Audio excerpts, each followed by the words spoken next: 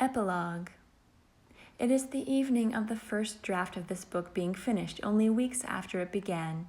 The rain, lightning, and thunder crash down to earth as I drive towards a destination. In the distance, I see a triple rainbow as the sun illuminates the sparkling red rocks of Sedona.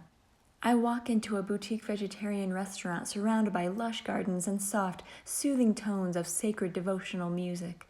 I sit down just in time to partake in a botanical elixir tasting ceremony on a full moon eclipse.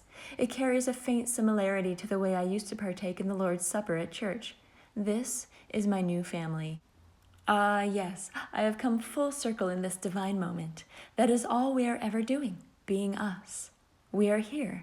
We have arrived. August 2020. It is 3 months since I left relationship number 3. It lasted a total of 5 years and 8 months. We even had a non-legal commitment ceremony almost a year ago. I neglected to include the fact in the original writing that I broke up with him halfway through our time together. This was due to lack of respect and feeling constantly judged, made to feel as if I were not his ideal mate every time he would lecture me. I stayed and overlooked things because I felt the way we met seemed too special to not be worked through and healed as much as possible. After 6 months of mutual celibacy and best friends phase, we got back together.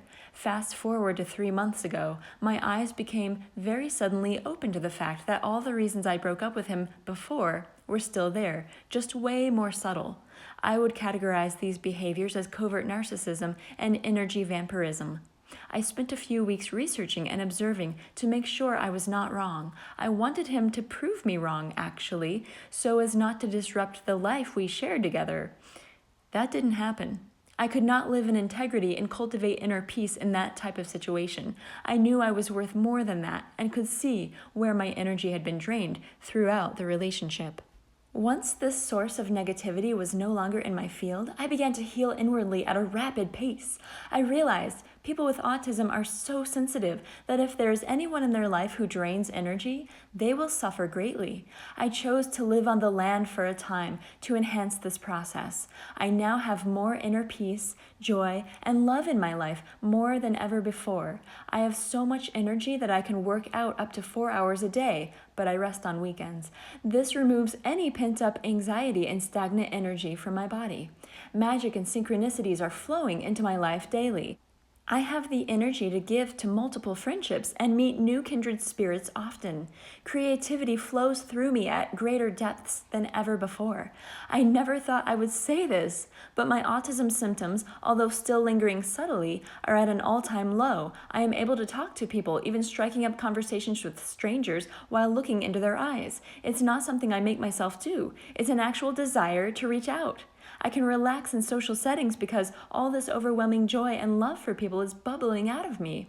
I'm able to genuinely hug people without cringing or feeling obligated.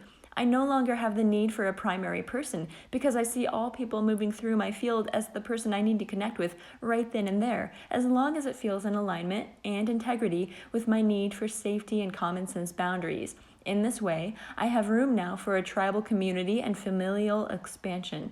If I dated someone who had children, I would joyfully welcome that experience. I realize now that I was holding back from living fully, and so I attracted people into my life who would cut me down to support my belief. Now that I choose to live with full authenticity and at 100% capacity, I am attracting like-minded people. I choose love over fear in every decision I make and seek to bring joy to whomever is in front of me in this eternal present moment. I actively look for good people with open hearts. I look to enjoy and cherish the simple things money cannot buy. I frequently make time to heal myself by being immersed in nature. I treat myself to nice things once in a while, telling myself, I'm worth it. I no longer clean houses. That phase lasted 10 months. It did not feel in my highest joy. Now I focus on my company Healing Soul Transformations to help other people through tough issues life might throw their way. HealingSoulTransformation.com. Side note, I have let this website expire, but I'm being guided into a new phase of life. Stay tuned for updates on this channel.